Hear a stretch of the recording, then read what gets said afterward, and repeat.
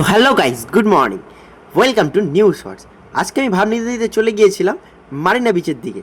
আর Marina বিচের দিকে গিয়ে দেখলাম ভাই এত রৌদ্র, মানে কি বলবো, অনেকটাই রৌদ্র।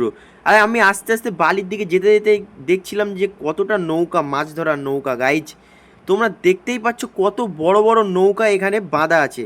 আর তারপরে দেখি কিছু কাকু একটা নৌকাকে মানে সমুদ্রে পাঠাচ্ছে, মানে তারা মাছ ধরতে যায় বলে। আর সমুদ্রের পানিটা দেখো গাইজ, একটা মারাত্মকই দেখতে লাগছে। আর এর মধ্যে যদি এত সুন্দর দৃশ্যর মধ্যে যদি কিছু একটা খারাপ জিনিস তোমরা দেখো তাহলে কেমন লাগে। তো দেখো গাইজ, একটা লোক পটি করছে আর কুকুরগুলো দেখছে। কি অবস্থা গাইজ, মানে আমি শুধু ভেবেই অবাক হয়ে যাচ্ছি। কাকুরা মানে ঠিক আছে তোমরা পটি করো, কিন্তু বাথরুমে গিয়ে করো, কিন্তু এই সমুদ্রে ভাই এখানে গোসল করে মানুষ, এখানে পটি করার জায়গা না।